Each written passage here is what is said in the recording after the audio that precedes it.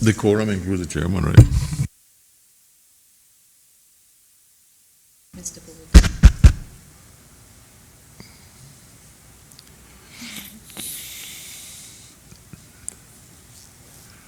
There we go. Good morning, everyone. Let the record show that we have a quorum present, and I'd like to call the meeting to order. First of all, I need to apologize for Miss Barbara Conley, the member from Georgetown South, who's a member of the committee. She's unable to attend today because of other ministerial duties, and I need to apologize for the late arrival of Mr. Austin Harris, the member from Prospect, because he's stuck in traffic behind a traffic accident. So, given all of that, we'll get started, and I'll invite Chris to bring in the witnesses, please.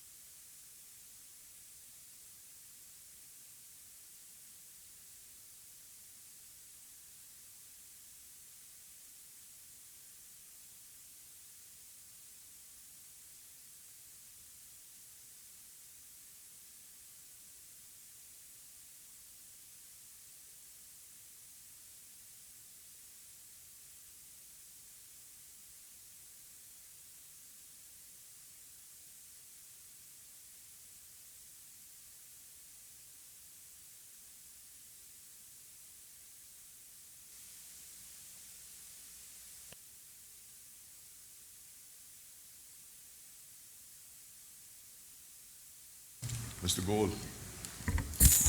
Mr. Gould, can we just unplug one of these mics and plug it in there? Okay. Take one of those from there. Can we move to this one as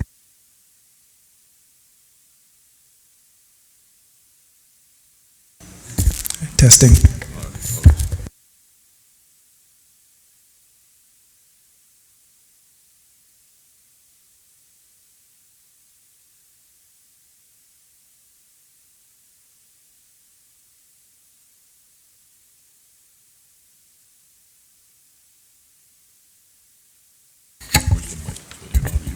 Yes, sir.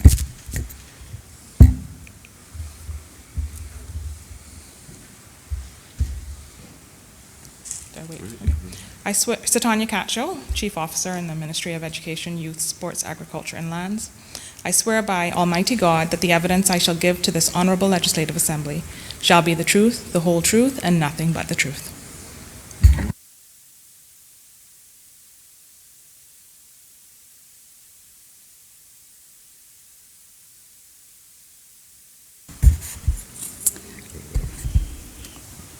Lynette Monteith, Acting Deputy Chief Officer, Minister of Education. I swear by Almighty God that the evidence I shall give to this Honorable Legislative Assembly shall be the truth, the whole truth, and nothing but the truth.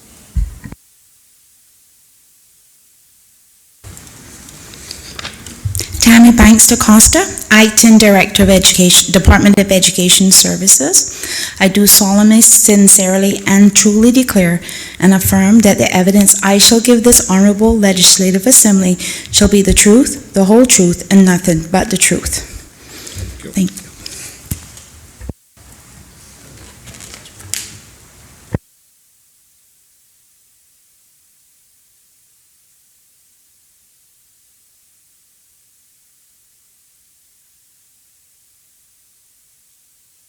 Good morning, and we want to welcome Ms.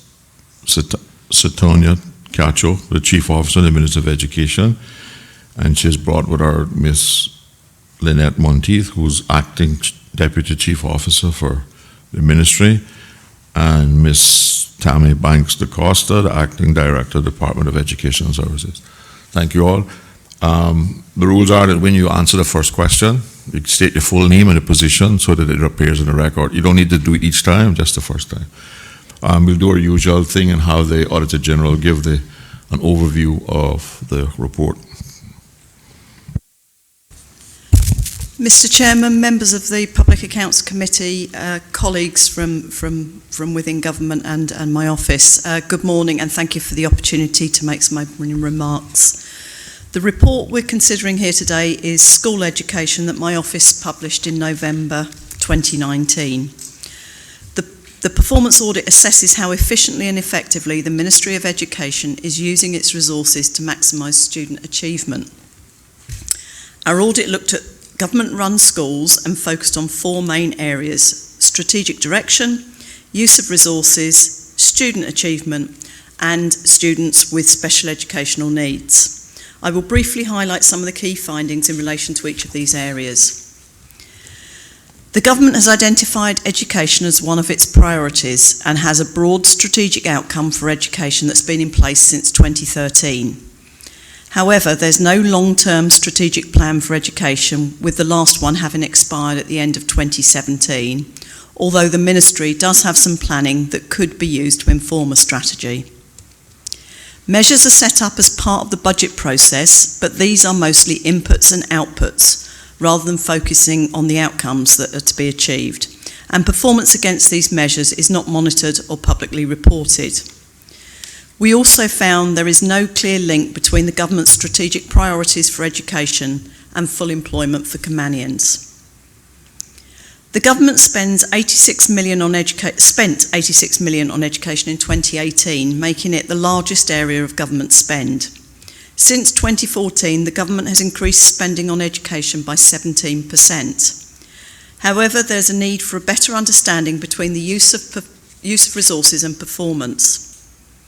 As mentioned, there are some performance measures, but these are not necessarily measuring the right things. For example, student-teacher ratio, whilst important often to parents, is not a good indicator of educational outcomes, whereas cost per student, which is a good measure, is not calculated or analysed.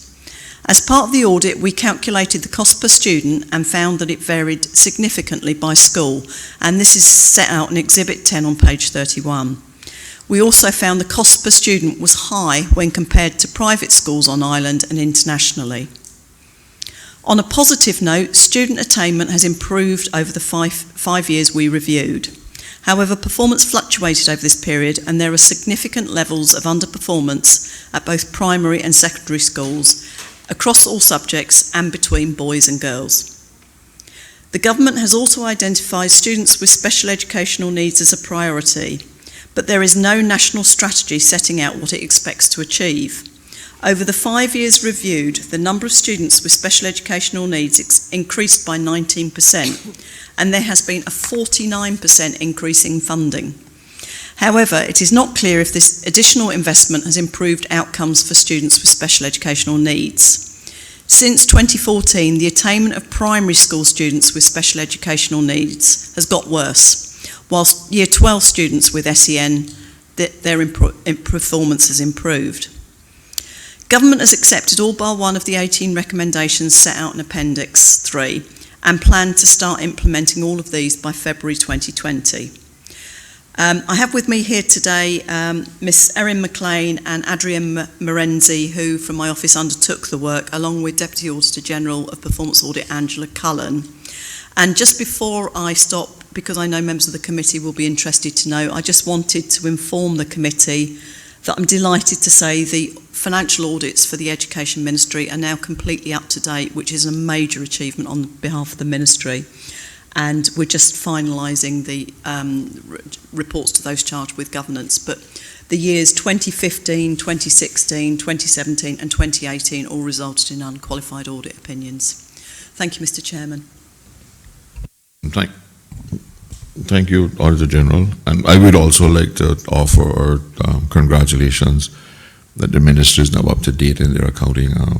For a while it was rather troubling that we were so far behind. But we appreciate the hard work that get into it to get it up to date. So you're to be congratulated on getting a clean report. We'll open up for questions. Mr. Barney? Pleasure, good morning. Through you, Mr. Chair. For the listening public to know, what do you see as the role and purpose of the Education Ministry?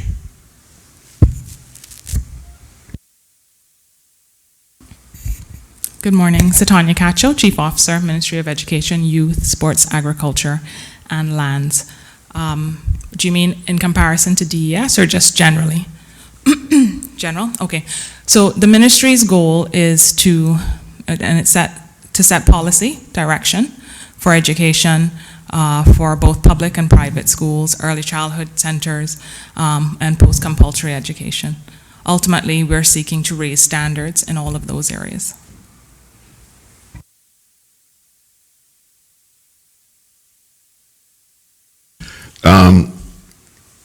Can you, I noticed that you say you were going to resume planning for the long-term education strategy in October 2019. Is there any particular reason for the delay, having it been the last one being expired in 2017, and what progress has been made on a new strategic plan?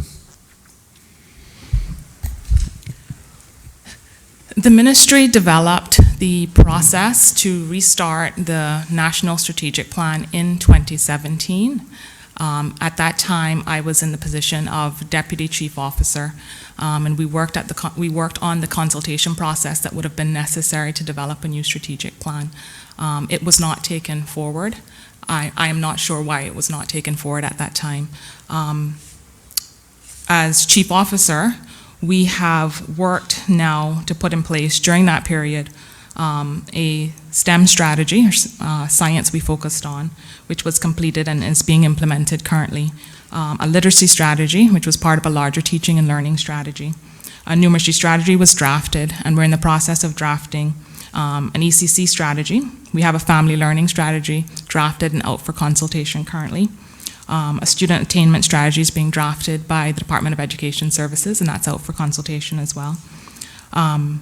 We are starting the work on the new larger strategic plan, which encompasses all of education.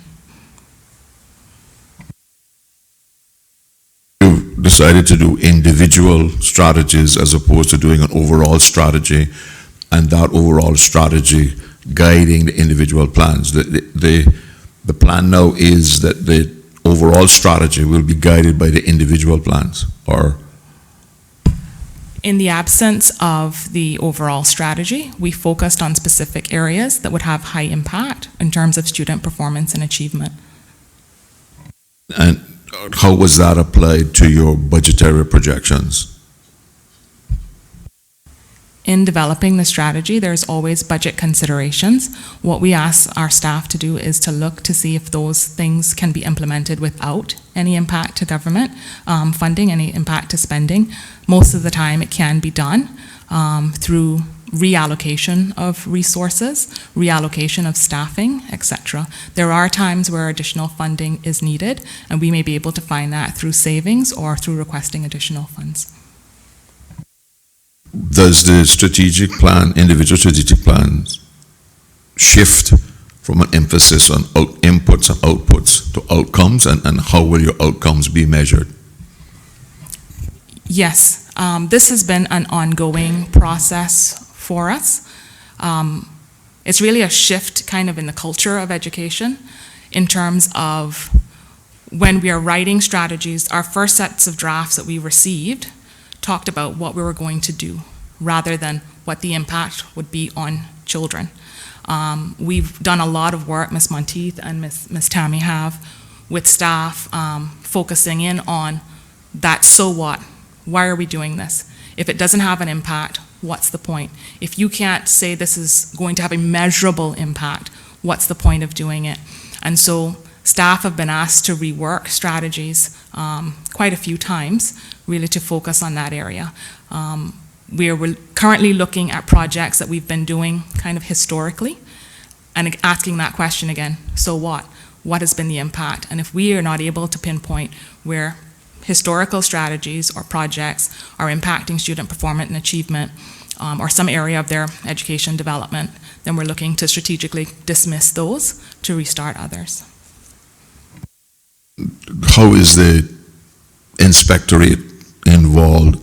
Is the inspectorate the body that is going to measure your success in these strategies and whether the output was achieved, or do you have a different, is that something that the Department of Education Services is going to do? It's a mixture, really. So we value the inspection reports. They give us an outside perspective of how individual schools are doing. And so some of the measures from that provide feedback on the strategies that we've put in place, but they're not always direct to a specific strategy. So the inspection report won't comment on, for example, how well the science strategy is being implemented.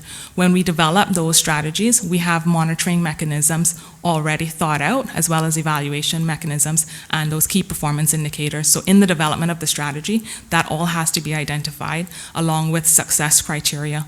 We've had to do a lot of work over the last few years, starting with the first plan of action, in identifying success criteria that was actually measurable. A lot of times people would put things like, something was put in place, but again, how was that successful? What is the impact of that?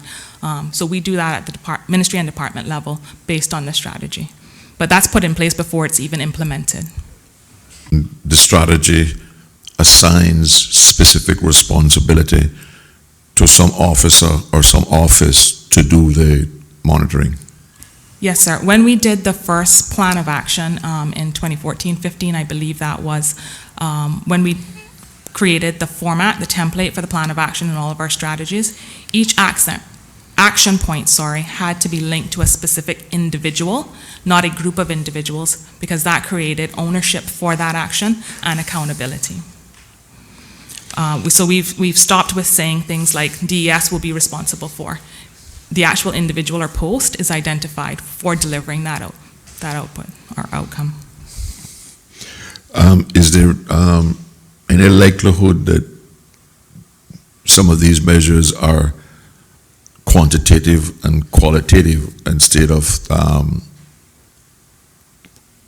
observation only? Yes, sir, and that's been very important. That's been our driving point. It has to be both qualitative and quantitative. The big drive for us is student performance, and so if it is not impacting a student's ability to make improved progress and then drive up their achievement, we tend not to focus on those strategies. There are a lot of things that are nice to do, but because our students are underperforming in certain areas, we're really focused on improving performance.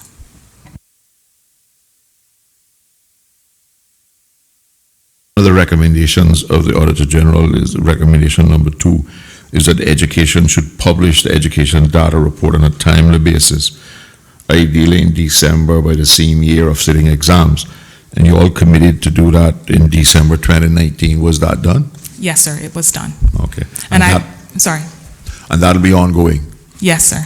Okay. And can I say that we're looking to adjust the data report as well. We'd very much like to add private school data, academic data, as well as the profile of SEN students in government school, as well as private schools. I'm not sure if we will have that information done for the next data report, but that is what we're seeking to do in the future.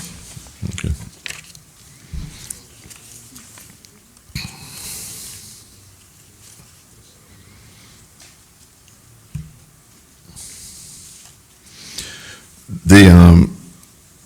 I know that you introduced a complete new curriculum in the primary schools. It was last September? Yeah. As a parent whose children go to public school, I want to tell you that I think that curriculum seems to be a great improvement on what was there before. But I still get back to my perennial beef of the grading system. I was impressed when I looked at my daughter's report card and saw that the passing grade was 70, that you'd raised the standard, but then she can get up to 130. So we haven't really increased the standard, we just extended the numbers. And why are we going, just for my own edification, and this is not part of the Auditor General report, but why do we go past 100? Why?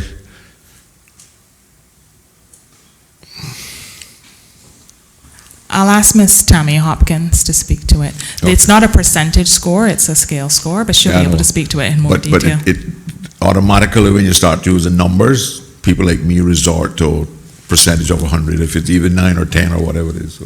Okay. And I think the general public does.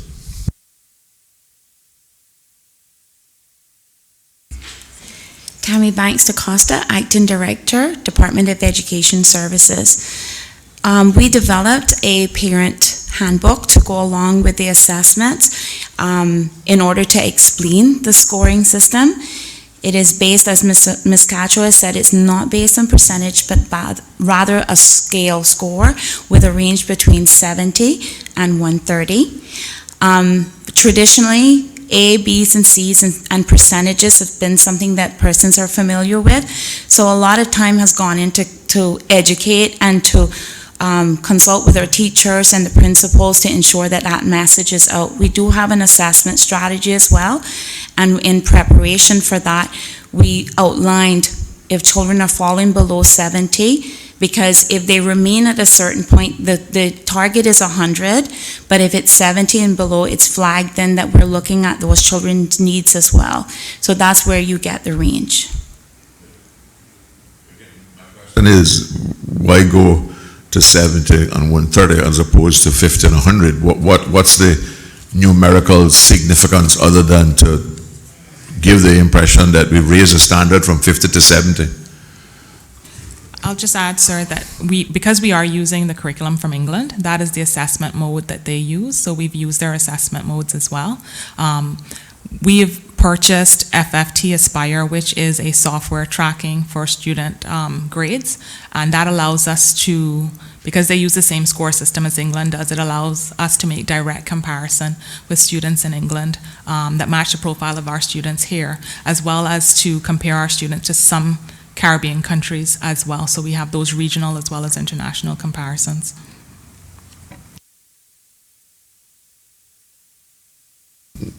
In the strategy, I didn't hear you mention a strategy for TVET, which is a big concern in the public. And one of the recommendations of the Auditor General was talking about a national strategy for TVET. And you said you would begin it in January. Has that happened, or? Yes, sir. Currently, the high schools offer TVET programs, travel and tourism, music technology, construction, creative media, automotive technology, building technology, beauty therapy, art is offered at SciFec, business as a TVET subject is offered at SciFec, hospitality offered at SciFec, IMI is offered at SciFec, work skills, IT extended, and sport are some of the TVET courses that we currently offer in our system. The Education Council, led by Chairperson Mr. Dan Scott, has a working group that's looking at a TVET strategy currently. That working group met, I believe, at the end of last year, if not the end of last year, early this year. We have a ministry representative on that working group looking at TVET as well. In the ministry, we're actually currently working on a post-16 education strategy, looking to track those students that are out of high school, whether they go into A-levels, UCCI, into the workforce, and then what happens to them beyond. That strategy will also target young persons who are not in employment, not in work, and not in training. And so the person in the ministry that's working on that is also on that working group looking at TVET so that we can identify any synergies and avoid any overlap. Is any consideration in the overall strategy being given to reintegrate SciFec into the two high schools so that it's a year of that school and not a year somewhere else? I'm not on the working group, so I'm not able to specifically say what they're doing, but they do have open range, so that could be a consideration. Another question is that the government seems to be duplicating efforts in several areas of education. For instance, in the budget, there's I think it's about $400,000 or $600,000 for PWD to build classrooms to teach the subjects that you're offering. Was Education Ministry and the departments consulted, and have you agreed to that? We liaise with Public Works for the apprenticeship program that they offer. It's slightly different than what we do at SciFec. So they offer a full apprenticeship program in construction, which has been highly successful for the students involved. I'm not able to say the extent to which our project manager would have been involved in any discussions regarding their building at this time. I don't know if you'd like me to check into that and get back to you. But my concern is that we are not creating a parallel system that may in fact be lowering entry requirements, because it could be a political decision as to who goes to that program and not an academic decision driven by performance. Currently, it is an academic decision. The careers office, we've recruited a Caymanian to the head of that post recently, works with students and businesses to align them to their interest as well as their academic performance.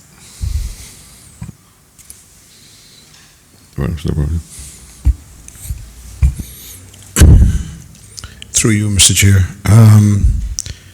During Finance Committee, a question was asked and it was kind of brushed over. What is the strategic plan, or is there any plan? Make me preempt that first. In the Sunrise Center or the Lighthouse School, do you have cameras?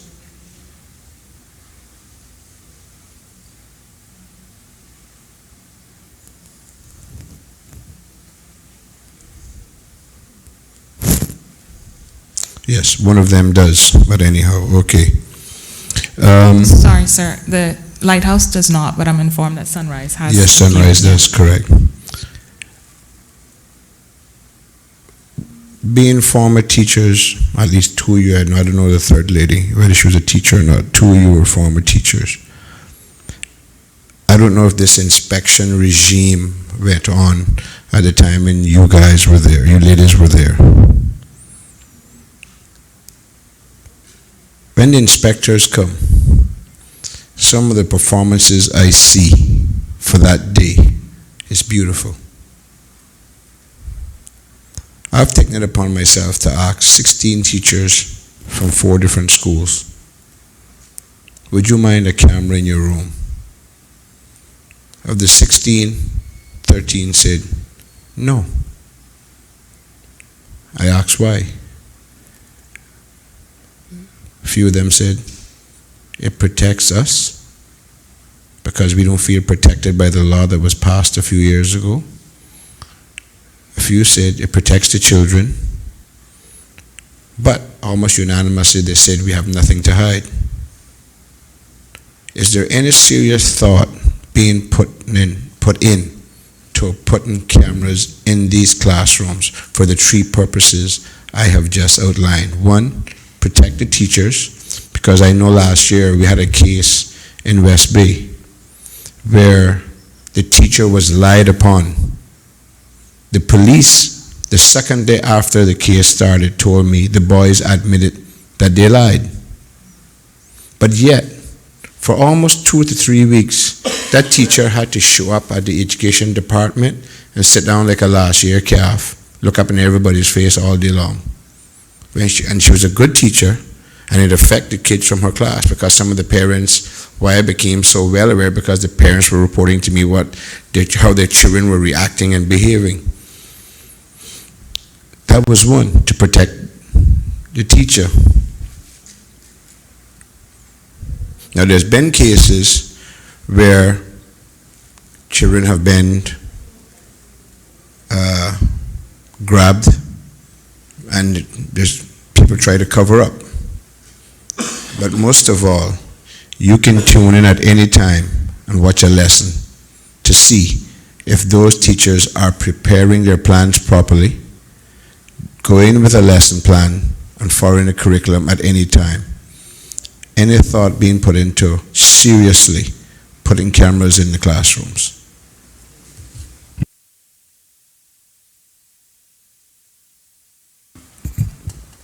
Mr. Chair, through you.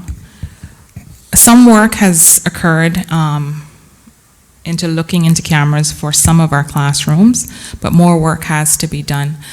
In terms of watching lessons and persons putting their best foot forward during an inspection, we're very familiar with that. When I first started in the role of DCO for education some time ago, we were getting a lot of complaints from principals who were saying that they had underperforming staff, but the ministry was not willing to dismiss these people. I asked for all of the performance management reports for all of the teachers, and I don't think there were any listed that were underperforming. So we went back to principals and we said, it's not possible for us to dismiss a member of staff who you've rated as good and performing well.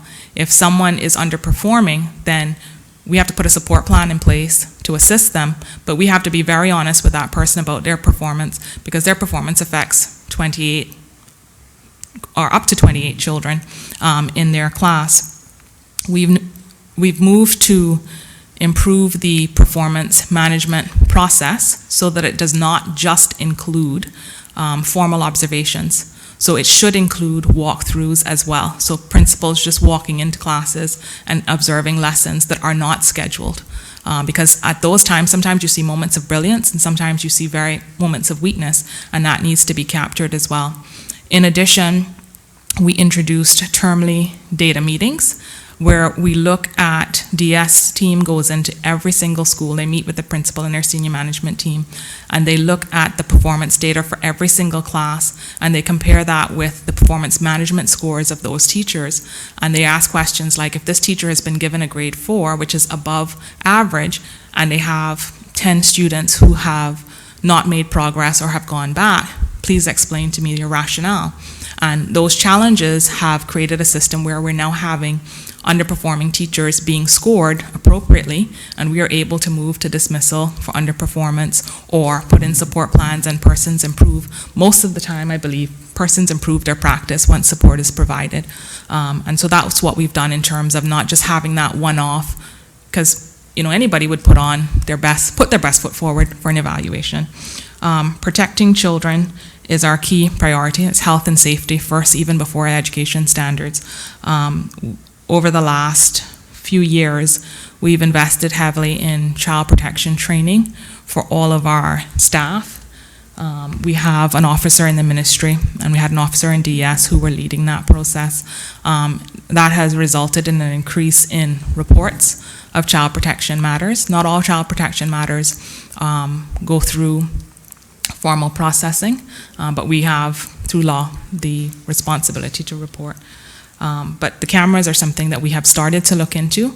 Not a lot of work has gone into that, but it's something that we can continue to look into.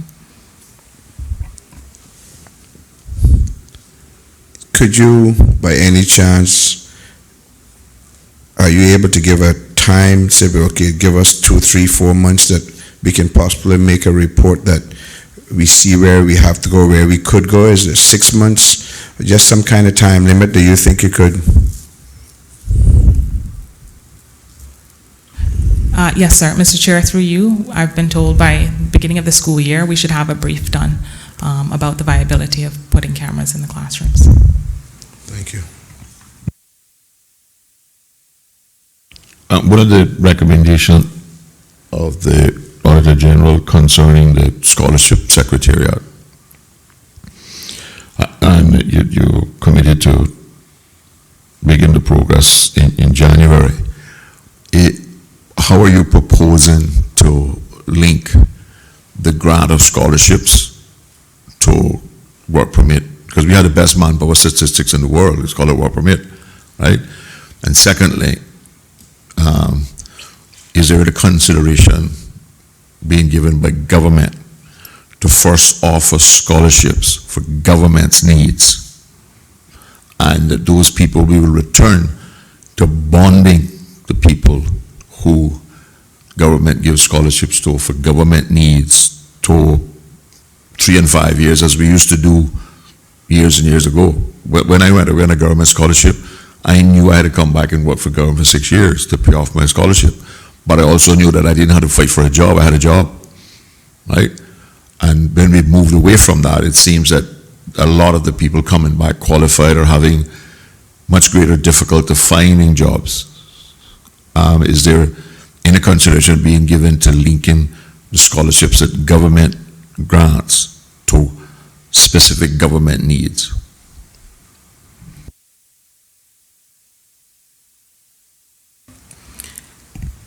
Yes, sir. Minister, the Honourable Juliana O'Connor Connolly has actually tasked the Education Council with a review of the scholarship unit as part of their remit. That's being led by Mr. Dan Scott. He actually has a working group, and he'll be able to speak to that a bit more later on, that works very closely with the Scholarship Secretariat.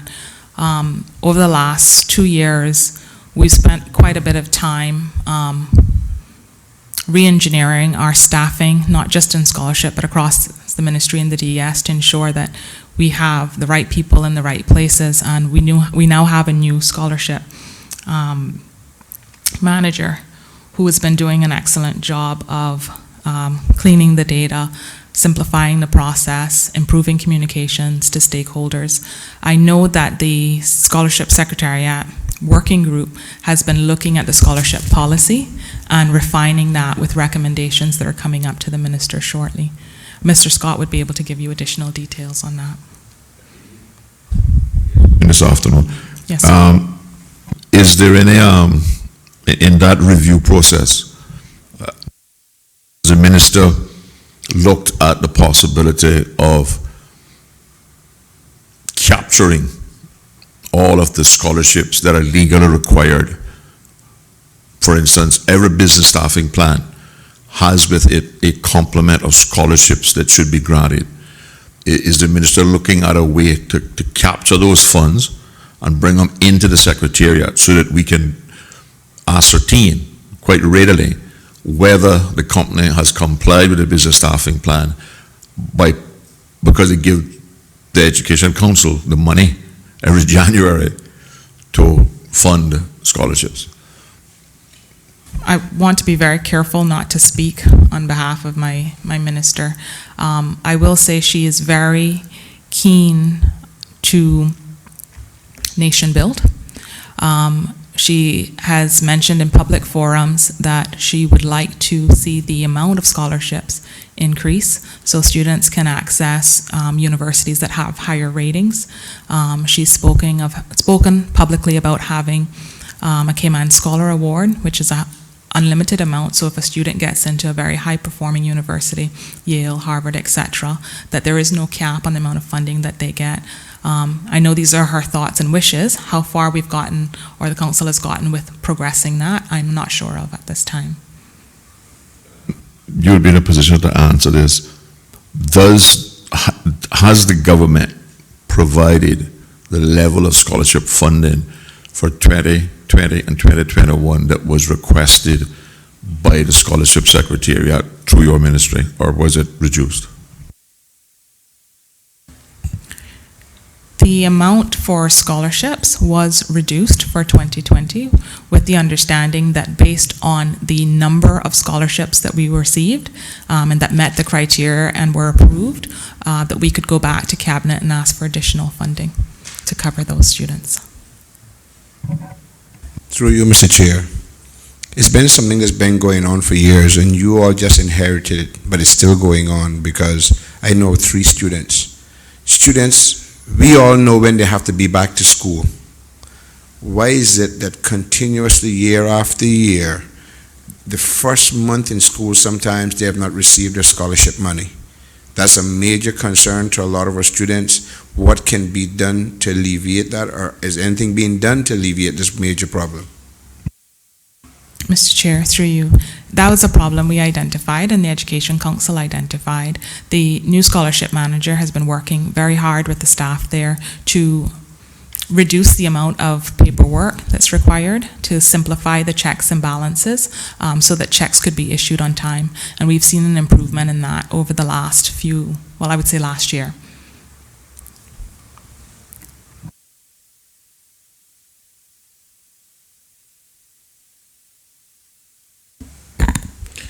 Thank you, Mr. Chairman.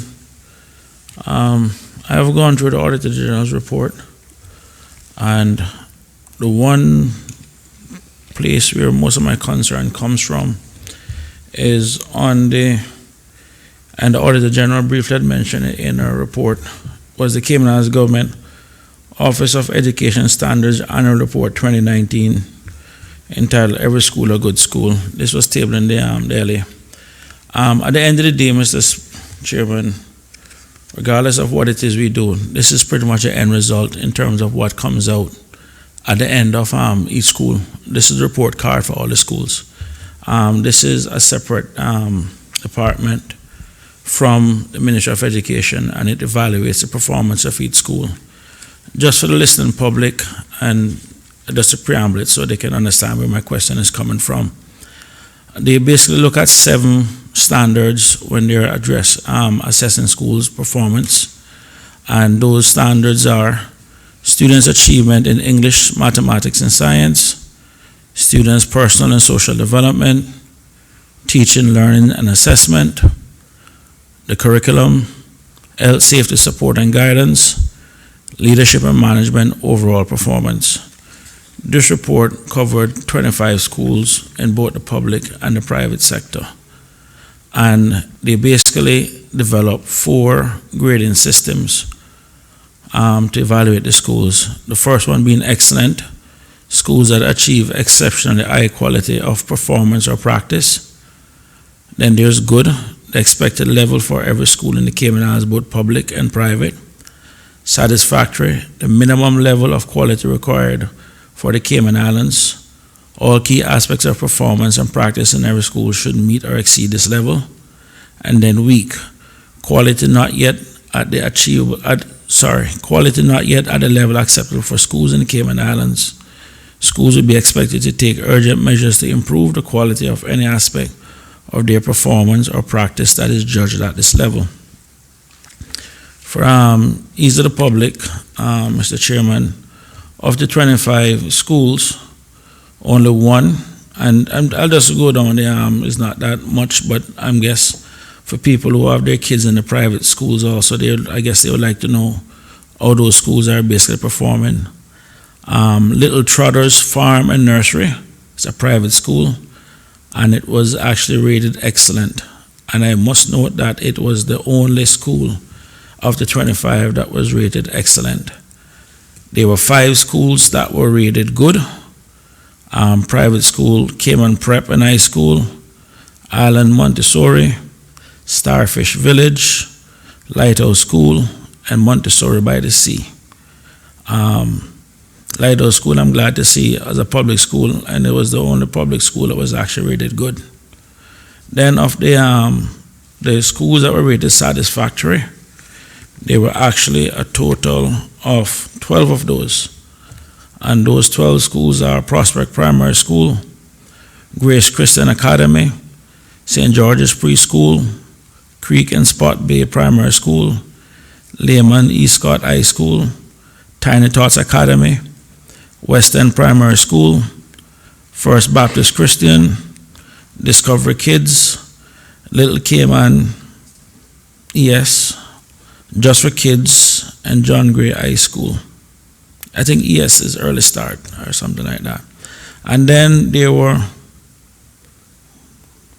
7 schools that were actually rated weak. Wesleyan Christian Academy, Savannah Primary School, Triple C School, Miss Nadine's Preschool, Clifton Hunter High School, Tiffany's Preschool, and Bright Start.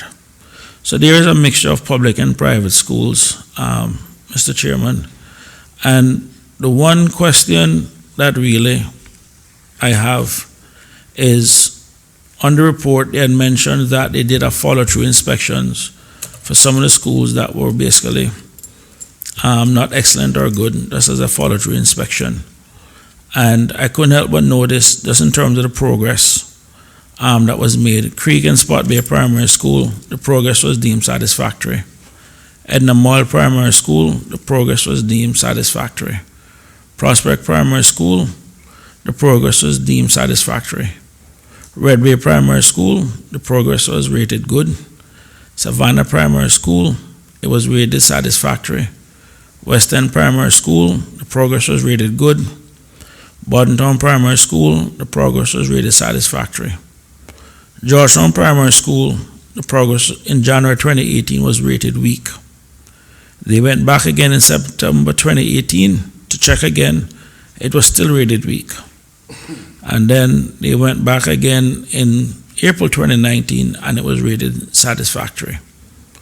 On the Cayman Brack Daycare, they went in April 2018, it was rated weak.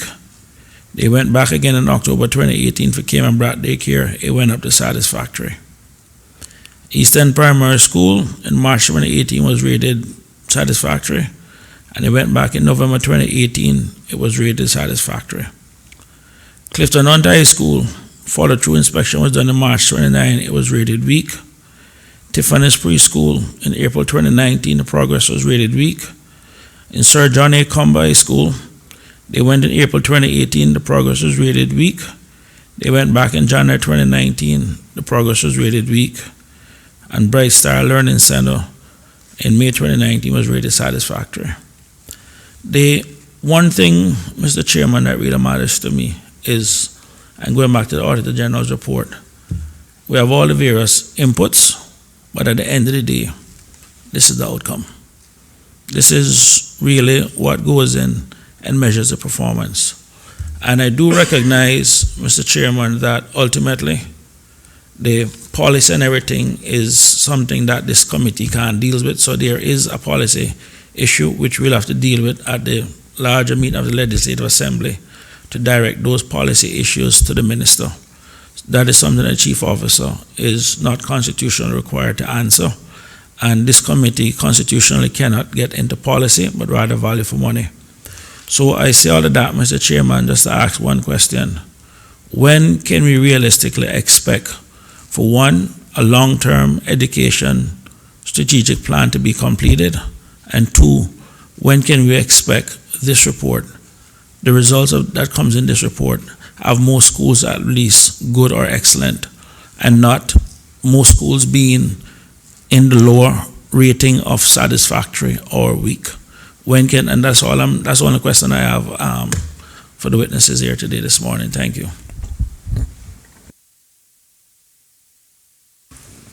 Thank you, Mr. Chair. Through you, if I could be allowed to give just a bit of background information. When I took up post as Deputy Chief Officer a few years ago, there was no inspection unit in place at the time. We worked to reintroduce an inspection unit. We recruited a director for the inspection unit as well as a senior inspector for that unit. It was very important for us to have an objective evaluation of schools' performance. I think that that's a critical part of our growth. We have to know what our areas of strengths are. We have to have those confirmed so that we can increase those and make those consistent across the system. But we also have to have a realistic view of what our areas of improvement are so that we can work towards those. Our ultimate goal is to make decisions for the best interest of the students in our care. Whilst we were reestablishing the inspections unit, we recruited, at the time it was Mrs. Mary Bowerman, as a temporary inspector to lead a team from the UK to conduct baseline inspections of all of the government schools, as a number of them had not been inspected at that time. At the end of that 2014-15 academic year, 11 of the 16 government schools that were inspected were rated unsatisfactory. 11 of the 16. When we review the inspection reports to date, only 3 of our schools are weak. So we have changed from 11 out of 16 unsatisfactory to only 3 schools being weak. And we have changed the leadership of every one of those weak schools and made adjustments to the leadership teams at all of those schools. The question I have was the 2014 inspection, was that quantitative and qualitative, or was it simply subjective by observation thereof and a snapshot? Because there are people who believe that the lowering of the rates was deliberate so we could demonstrate this kind of massive improvement when the results of the children grade don't match this kind of mass improvement over that same period of time. The baseline inspections were based on qualitative and quantitative data. So the team looked at the academic data that was available. It was a team from the UK that were used to doing inspections throughout England. In terms of falsifying the results so that the results would be better later on, it was an independent team. I can tell you, since those baseline inspections, our office has reviewed the education law, put out a new law, which is outdated by 30 years.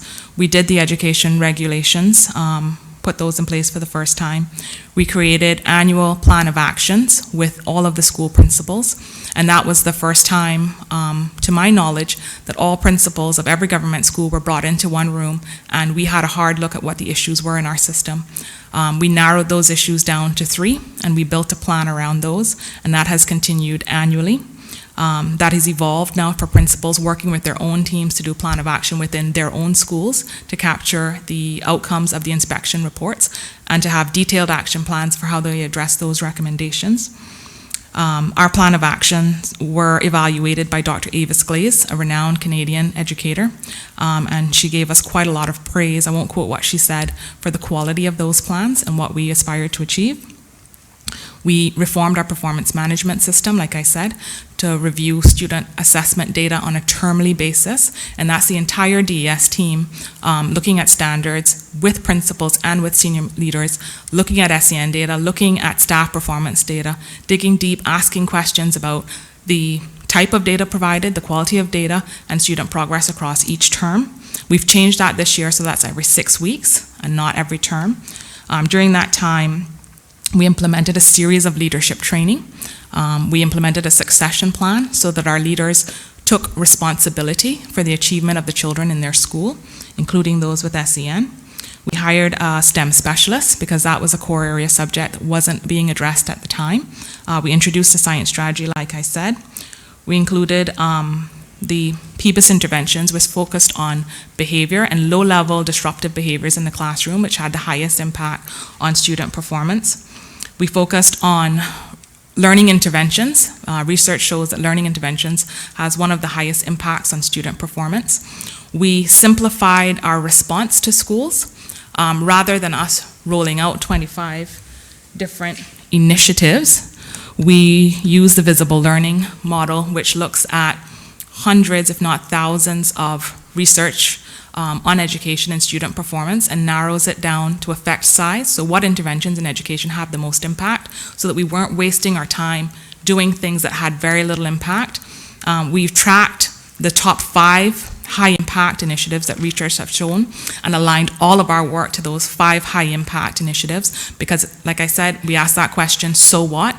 If we're working hard, it has to be for children to achieve, not just for the sake of working hard. We have principals present on their POA, so it's not just a document that sits in their office. They stand in front of their peers and they demonstrate how they have implemented their plan of action, whether it has been successful, what struggles they've had, and they share stories so that they can improve. We've, like I said, increased child protection training. We established senior leadership teams in all primary schools, so it wasn't just the principal taking the lead, but there was a head of infants and a head of juniors who were paid to bring up the standards within their department. We established full-time SENCOs to target students with SEN needs. We added things like new community service requirements for graduation. So from the time we started with the baseline inspections, we have put so much into schools. Like I said, every decision we make has to be for the benefit of the children we serve, and there was an expectation that schools improved.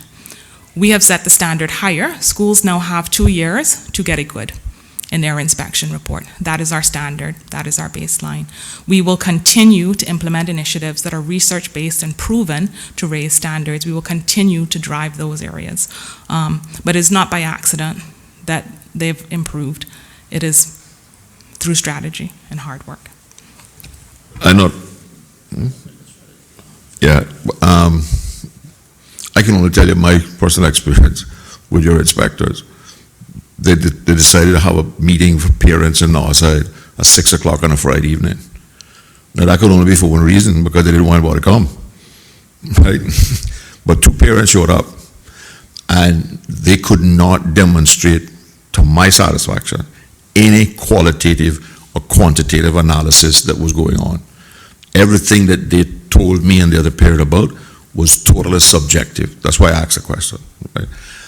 So you might want to look into to giving parents some assurance that there are significant qualitative and quantitative analysis being applied, and not just simply somebody coming into a classroom and by an observation making a subjective judgment of how a teacher is performing. Sorry, can I just ask, was that the recent inspections or the baseline that you're referring to? About 2 years ago. It was not the current one that's going on now. No, that's not the one I'm talking about. Okay, all right. Right? But I would also tell you that I give you and your department the credit of saying and ensuring that there are qualitative and quantitative analysis. But I attended as a parent to that inspectorate, right? And all of the questions in my mind were asking me to make subjective determinations about the school and not qualitative or quantitative. The OES doesn't fall under our ministry, but I can certainly have that discussion with the director to ensure that when they meet with parents, that opportunity is provided. But we need to answer, Mr. As to when will the strategic plan be finalized and available for public scrutiny? Just looking back at the Auditor General's report, and it says under the key messages, MESAL and DS engage extensively with staff in public schools, holding a range of regular meetings to ensure systematic communication, share good practices, and identify and mitigate potential problems. However, there is no overall strategy for parental engagement. We found that a recent policy was developed and implemented without sufficient parental engagement or consultation with teachers. The report also goes on to says, the government also has a strategic priority to ensure full employment for Caymanians. However, we found that there is no clear link between the vision and priorities for education and the government's economic priorities. The government has highlighted the importance of vocational trades in the Cayman Islands and the importance of encouraging young Caymanians to take up these trades, but there is no national strategy for technical and vocational education and training. There is no clear link between scholarship funding awarded and economic priorities, as data on the type of industry for locally funded scholarships are not tracked. And they also went on further down on the same page. It says, neither MESAL nor DES collects or monitors other performance measures. For example, cost per student, a good efficiency measure. Our analysis shows variations in the cost per student across the public schools. We also compare the average cost per student in the Cayman Islands public schools with the average cost per student in private schools in the Cayman Islands and other countries. This comparison showed the average cost per student in public schools is 66% higher than the average cost per student in private schools, and was the second highest cost per student in 2015 when compared to 33 OECD countries. So, Mr. Chairman, I understand that there are major challenges in education. We get that, and the report is clear. What I'm really looking for is ultimately going back to the issue of vision and priorities, and to just to ask the question, when can we expect the long-term strategic plan to be completed? Because ultimately I suspect that once that exercise is completed, some of the deficiencies and inefficiencies raised in the Auditor General's report will be, I guess, dealt with, or solutions found to those issues. So realistically, what timeline are we working with with regards to getting this plan completed? I'm just looking for a date, really. Thanks.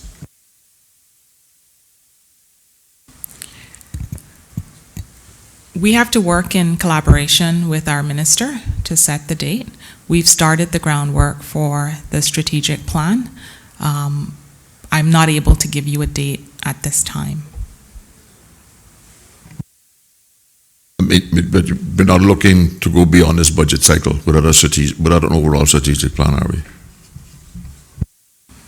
I need to collaborate with my minister. I'm not able to say at this time. But it's a strategic plan, or at least an implementation strategic plan, should not have to rely so much on a minister, because the overall policy would have been set already if you've already started the plan. So I think what we're looking for is, all things being equal, and the minister not changing the policy directive, when will this strategic plan be? We have a number of strategies in place that touch on the various subject areas. We would hope to have a consultation process started this year. Okay. Going back a little bit to the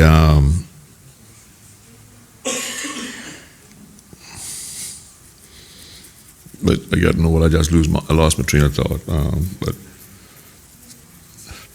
Truancy rates. What is being done to reduce truancy in schools? We have created a dashboard, I believe that was last year, that looks at all of the data for all schools and pulls up that information on one kind of easy screen. We're able to identify issues with truancy a lot faster through that dashboard. Truancy is an area I spoke about earlier where we've done things historically and we've just continued to do those. Through the audit report, this was highlighted as an issue for us. And since that, we've had one of the senior school improvement officers working with the truancy team to create a new truancy policy. I believe that was completed, Ms. Tammy, give me the date, in December 2012, and is being implemented currently. 2019, sorry. Thank you. And it's being implemented, and there's monitoring mechanisms in place, so we'll be watching the data. Okay. Yes, sir. I noticed that on the report card, lateness and absenteeism is tracked, but is there a plan for, and I know that all parents are given the opportunity to come and talk to their children, teacher, and have that interaction to discuss the report, but is there any overall strategy to improve parental involvement in trying to, as a part of reducing truancy, and also to improve the relationship of the home into the education strategy? Mr. Chair, Ms. Cacho mentioned the development of the plan, the truancy policy. We have a strategic plan, and one of the first key of actions was to identify the students within a certain percentage of truancy and lateness. We have spelled out in that strategic approach what the schools are responsible for, and then taken on board what the truancy officers are now doing. Monthly updates are then given to the SSIOs and myself, and we have been addressing it. So we're in its infancy, but we've also gone out to PTAs as well. We made ourselves available for truancy to go out and address them. There are certain steps to take at the school level, and then at the department level, and then a referral then to the courts. In developing the strategy, what is the strategy for parental involvement? For instance, we changed the school time last September from 8:30 to 8 o'clock.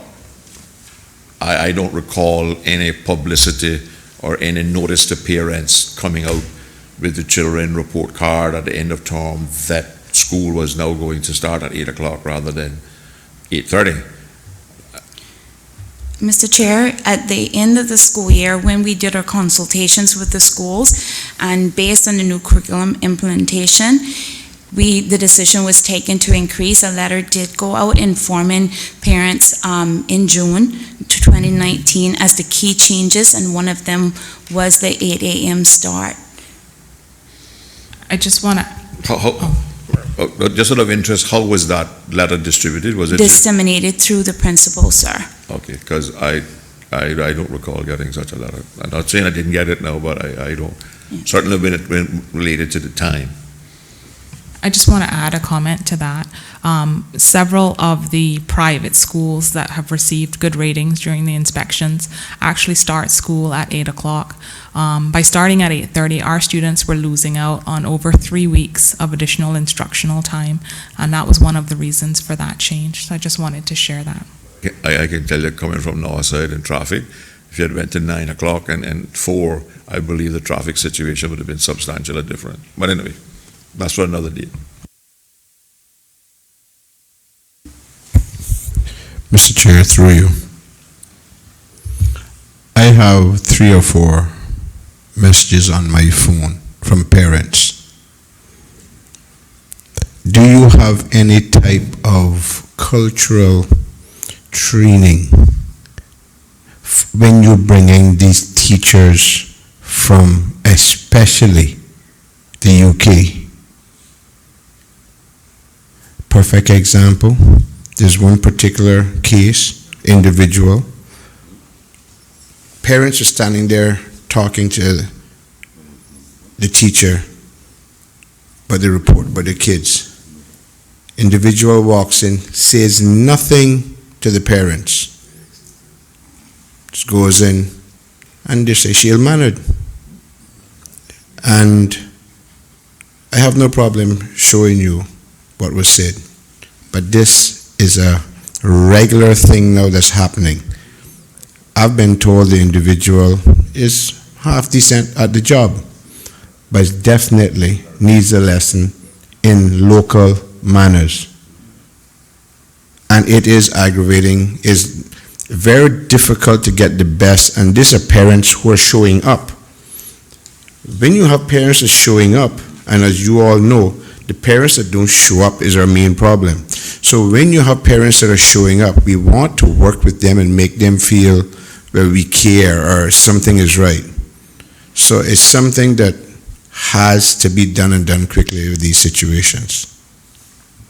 Mr. Chair, through you, during the induction period at the beginning of the year where we bring most of our new staff, I say most because some we hire throughout the year as needed, there is a cultural sensitivity workshop that's held, but it's only done once. So perhaps the team can look at whether we need to do a refresher in the middle of the year to capture those people that were not starting at the beginning of an academic year and just kind of drive home that cultural aspect. So we can certainly look into that.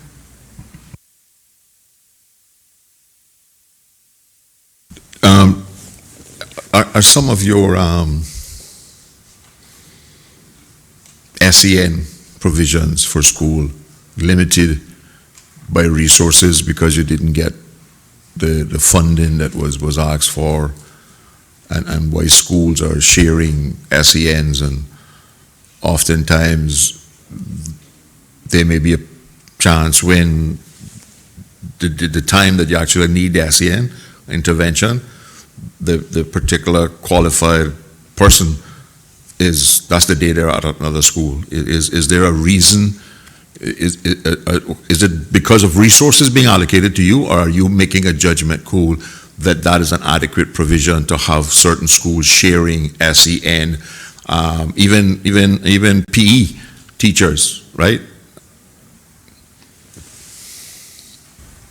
Yes, sir. We've recruited a new senior school improvement officer for SEN, Mr. Elroy Bryan, who you may know was at the Lighthouse School. He brought Lighthouse School to the point where they could have a good inspection. They also have a gold star rating from ASDAN. Very brilliant individual that you would be familiar with. He's the new SSIO for SEN. He's currently working on cleaning our SEN data, like I mentioned earlier. In 2019, September, previously we had student services which housed all of the specialists for SEN in one building. We have dismantled that, if you will, and put those services directly in schools. We've also done the same with the coaches. We've taken them out of DES and put them directly in schools. One of the measures that we don't have, and he's looking at, and he will be doing an SEN strategy, but he has to clean the data first. We build on the data, is looking at, one, whether or not we are using the resources we have effectively in the right space. So it's not just about adding additional money if we can move things around. Looking at the needs for every child who has been diagnosed with having SEN, looking at the services they receive in respect to those needs. He's using something called Clinic Source, which is an electronic monitoring system that all of our clinicians have to enter data in so that we can see specifically the therapies being provided to SEN students. So we need to cross-reference that data.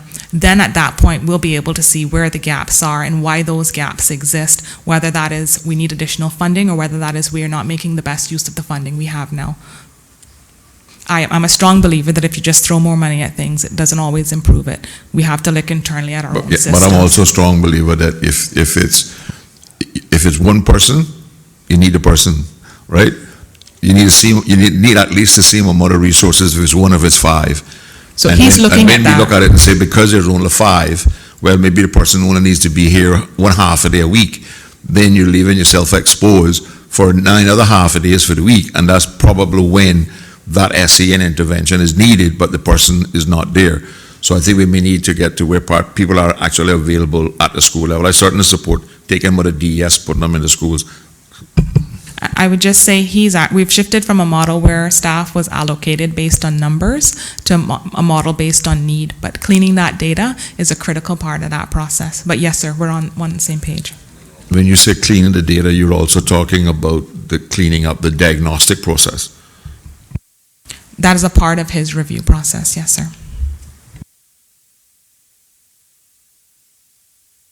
That you got out of jail card early today, but thank you all very much for coming. And I just want to thank the audit office for the performance audit. It provides us with a different perspective for the way that we work, and it's a valuable tool for us within education. We are all educators. We've been teachers, principals, administrators, and we're doing the same thing day to day, and it helps to have community members or other professionals take a look at our work, tell us again what's working really well so that we can spread that across the system, but help us to identify gaps so that we can grow and improve our services. So I'd like to thank them for this process. And I think one of our jobs as the P.A.C. is that we've tried to shift from the earlier confrontational approach to a more collaborative approach, because the process here is the output and the outcome, not the output. Because I know you spend, if you give this Mr. Jefferson give you money to spend as an input, and the output is spend it, you can spend it. I want to know what the outcome was, and I think that it is refreshing to hear that we're moving in that direction. So, and I appreciate the P.A.C. for giving us an opportunity to speak to the public who may not read the audit report, but will listen in and hear some of the things that we're doing and some of the plans that we have. So we thank you for this opportunity. thank you very much. So, it's suspended until 1 p.m.